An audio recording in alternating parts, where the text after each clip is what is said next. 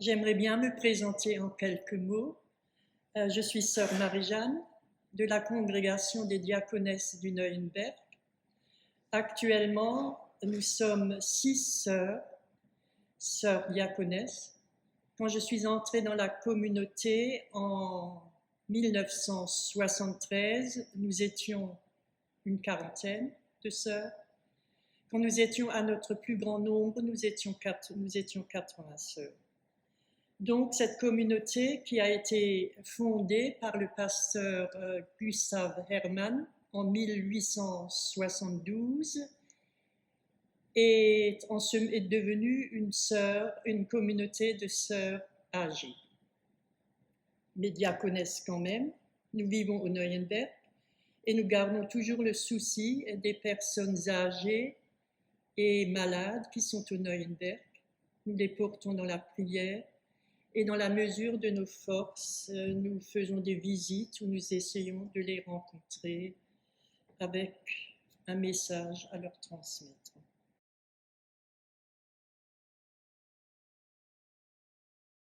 Quand vous me posez cette question, je pense à 2 textes bibliques. Alors le premier texte se trouve dans le sermon que Jésus a tenu sur la montagne en Matthieu 6 et qui nous invite à nous abandonner à Dieu, à lui faire confiance envers et contre tout,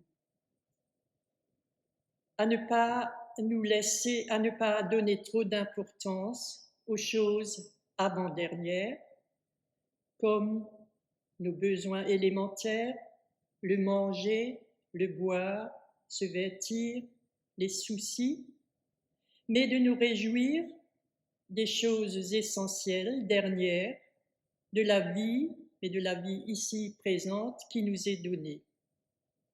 Donc, l'essentiel pour moi, c'est de dire tout simplement, mais c'est pas aussi simple que ça, de dire oui à la vie, d'en prendre soin, de nous en réjouir. Et si quelquefois cette vie est trop lourde à porter, de la confier à Dieu, qui nous aidera à la vivre. Et puis, dans ce qui est essentiel, il y a aussi notre prochain, qui n'est jamais indifférent à notre sort si nous nous tournons vers lui. Et là, le deuxième texte auquel je pense, en ce qui concerne ce qui est essentiel, c'est la rencontre de Marthe et de Marie avec Jésus qui leur rend visite en Luc 10. Là, j'entends la question de Jésus à nous aussi adressée et qui nous montre justement ce chemin vers l'essentiel. Jésus dit à Marthe, « Marthe, Marthe, tu te soucies et tu t'agites pour beaucoup de choses. Pourtant, il en faut peu, une seule même. C'est Marie qui a choisi la meilleure part. Elle ne lui sera pas enlevée. Cette meilleure part est, d'après moi, l'essentiel.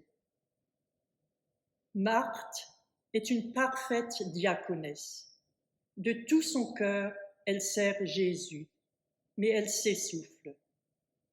Mais Marie aussi sert Jésus. Elle s'assied à ses pieds, comme le font les disciples, et elle se laisse changer par l'écoute de la parole de Dieu. Dans ce cas-là, mais il ne faut pas opposer Marthe et Marie, dans ce cas-là, Marie oublie les choses secondaires pour se concentrer sur l'essentiel, sur l'être, sur la vie, sur Jésus.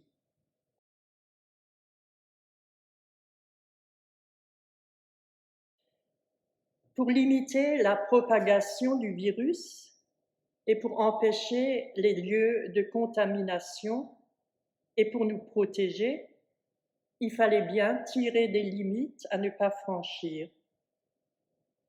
Mais c'est très difficile car ce qui est essentiel pour moi ne l'est peut-être pas pour toi, et ce qui est inessentiel pour toi est peut-être essentiel pour moi. Et comme nous sommes très individualistes et un peu beaucoup râleurs en France, cela n'est pas évident.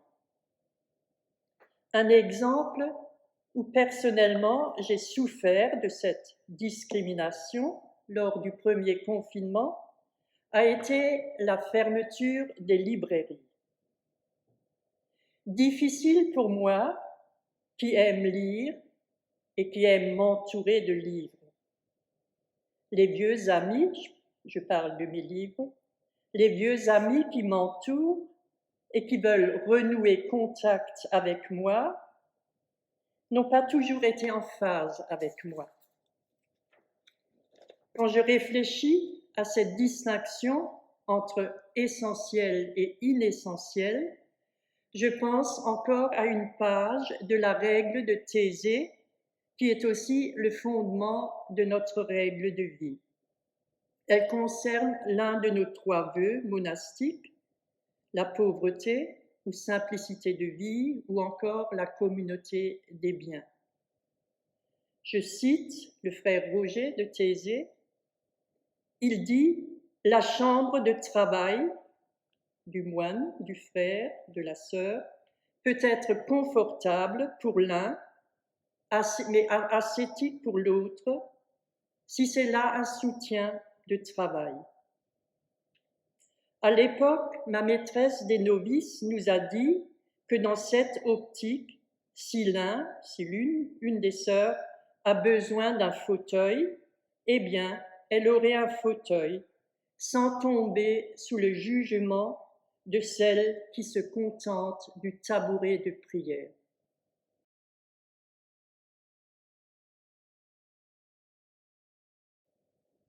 Ma réponse est affirmative, en écho à Jésus qui dit qu'il ne vient pas pour être servi, mais pour servir. Je parle au présent.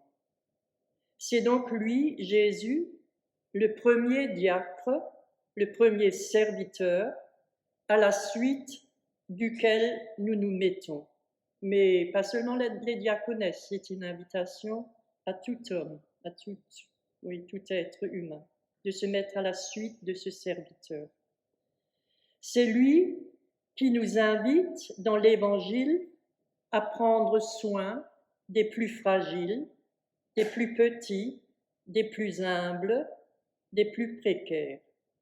Il nous dit, et j'ai dit je parle au présent, « Tout ce que vous avez fait à l'un de ces plus petits de mes frères, c'est à moi que vous l'avez fait. » C'est un texte sur lequel se fondent beaucoup de communautés de diaconesses.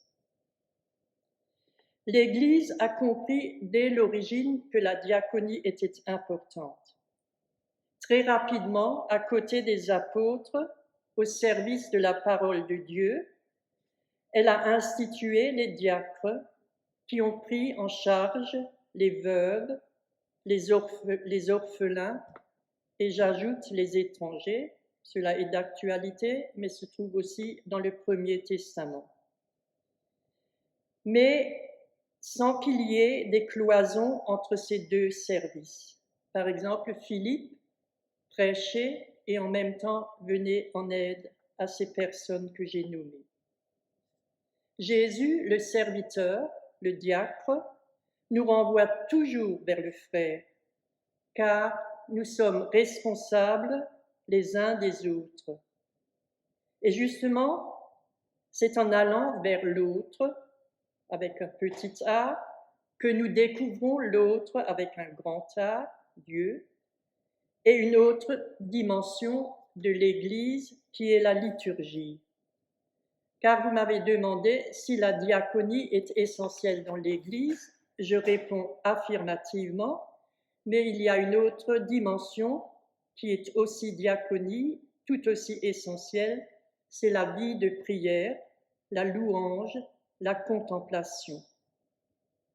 Si nous retrouvons ce chemin de l'intériorité, nous aurons une bonne assise pour servir notre prochain.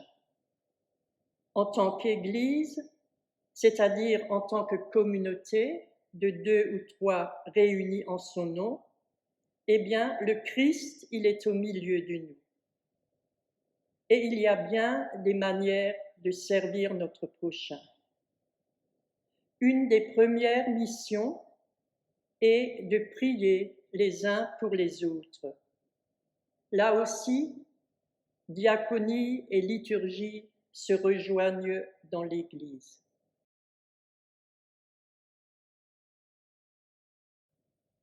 La pandémie nous a montré qu'au-delà de la satisfaction des besoins primaires, nous sommes des êtres de lien, je reprends les termes qui circulent, des êtres d'attachement.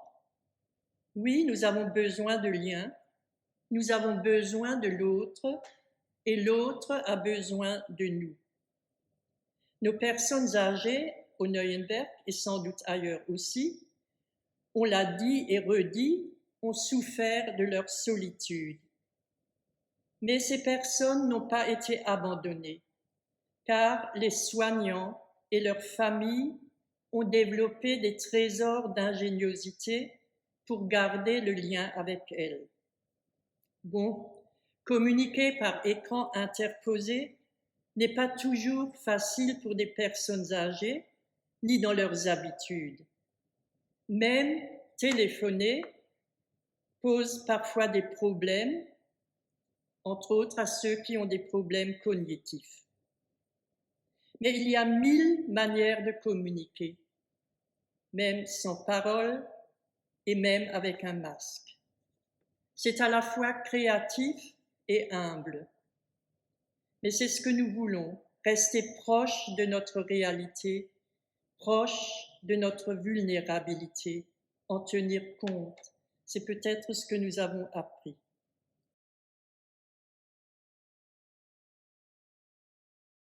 Si nous avons le souci de l'autre, nous trouverons le moyen de le rencontrer et de lui manifester notre amour. Et cela a eu lieu et a encore lieu. Une crise est aussi un temps de visitation, un temps de renouveau, une possibilité de vivre autrement, plus pleinement avec l'essentiel, ou plus pleinement, vivre plus pleinement l'essentiel.